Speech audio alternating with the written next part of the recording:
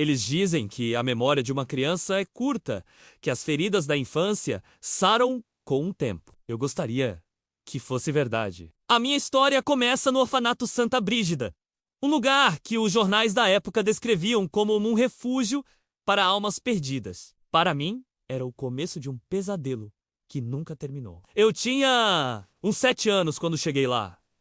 Não me lembro muito dos meus pais, apenas flashes, sentimentos. O orfanato era um prédio antigo, de tijolos escuros e janelas altas, que mais pareciam olhos vazios me observando. Desde o primeiro dia, eu senti que algo estava errado. Não era só a tristeza que pairava no ar, comum em lugares assim. Era um frio diferente, um frio que vinha de dentro das paredes. As outras crianças, sempre em silêncio, tinham um olhar assustado, como se estivessem constantemente esperando por algo. A diretora, a senhora Matilde, era uma mulher severa, de coque apertado e um olhar que cortava mais que vidro. Ela nos dizia que éramos sortudos por termos um teto, mas a maneira como ela dizia soava como uma ameaça. O meu medo começou de verdade por causa do quarto número 7. Era o último quarto do corredor do segundo andar.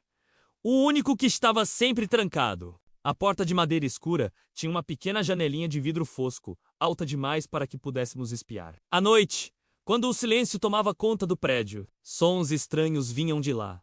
Eram choros baixinhos, quase como um miado de gato, e às vezes, um arranhar desesperado na madeira. Perguntamos para a senhora Matilde o que havia lá dentro. Ela apenas dizia que era um depósito e que era proibido chegar perto. Um dos meninos mais velhos, o Léo, não acreditava nela. Ele dizia que ouvia uma voz chamando por ajuda. Numa noite de tempestade, a energia do orfanato caiu. Foi a nossa chance. Léo pegou um grampo de cabelo que encontrou no pátio e, com as mãos trêmulas, começou a trabalhar na fechadura do quarto 7. Eu e mais uns 2 meninos ficamos de vigia, com o coração batendo na garganta a cada trovão. Depois do que pareceu uma eternidade, ouvimos um clique. A porta se abriu com um rangido que ecoou pelo corredor escuro. O cheiro que saiu de lá era horrível. Uma mistura de poeira, mofo e algo doce e podre que revirava o estômago. Léo acendeu um fósforo. A luz fraca revelou um quarto pequeno e vazio, sem móveis, sem nada. Apenas paredes descascadas e um chão de madeira sujo. Mas em uma das paredes, algo chamou nossa atenção. Estava coberta de desenhos. Não eram desenhos de criança, com casas e sóis sorridentes. Eram figuras estranhas, altas e magras, sem rosto, com braços longos que se estendiam até o chão. E no meio de tudo, escrito várias vezes com o que parecia ser carvão, uma única palavra: fome. De repente, o fósforo de Léo se apagou. Ficamos na escuridão total. Foi quando ouvimos um sussurro bem do nosso lado.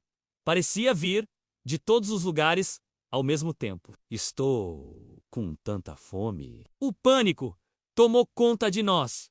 Saímos correndo, tropeçando uns nos outros, gritando. Léo, que era o último a sair, gritou mais alto que todos. Quando olhamos para trás, a porta do quarto 7 estava se fechando sozinha, lentamente. E por um segundo, na fresta que ainda estava aberta, eu juro que vi uma mão pálida e muito, muito fina, acenando um adeus. Nunca mais falamos sobre aquela noite. Léo ficou diferente depois daquilo. Parou de falar. Passava os dias olhando para o nada. Um mês depois, ele desapareceu. A senhora Matilde disse que ele tinha sido adotado por uma família de longe. Ninguém acreditou. Nós sabíamos. O quarto 7U tinha levado? O quarto 7 estava sempre com fome. Eu comecei a ter pesadelos todas as noites. Sonhava com as figuras sem rosto, com a mão pálida, com um sussurro me dizendo que estava com fome e que logo viria me buscar. Uma noite, acordei com um barulho. O som de arranhões, mas não vinha do corredor. Vinha de debaixo da minha própria cama. Fiquei paralisado de medo, cobrindo a cabeça com um cobertor fino, rezando para que fosse apenas um rato. Mas o som ficou mais forte, mais insistente. E então, o sussurro, bem no meu ouvido. Eu te encontrei. Senti um frio glacial tomar conta do meu corpo e um toque gelado no meu tornozelo. Gritei com toda a força dos meus pulmões. Gritei até minha garganta doer.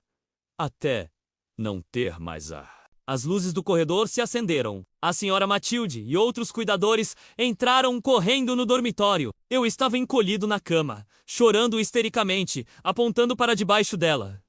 Eles olharam, iluminaram com lanternas. Não havia nada lá. A senhora Matilde me olhou com desprezo. Disse que eu estava inventando histórias para chamar a atenção e me deu um castigo severo. Fiquei trancado no porão por 2 dias, com pão e água. No escuro do porão, eu ouvi os arranhões das paredes e o sussurro constante. A fome nunca me deixava em paz. Os anos passaram. Eu aprendi a ignorar os sons, a não olhar para a porta do quarto 7, a fingir que os pesadelos não existiam. Outras crianças desapareceram. Sempre a mesma história. Adoção por uma família distante. O orfanato começou a ficar cada vez mais vazio. Eu sabia que estava chegando a minha vez. Eu era um dos últimos que lembrava do Léo, da porta aberta, dos desenhos na parede. Eu sabia demais. Na noite do meu aniversário de 12 anos, decidi que não podia mais esperar. Eu tinha que fugir! Juntei a pouca comida que consegui esconder e esperei todos dormirem. Desci as escadas em silêncio, pé ante pé.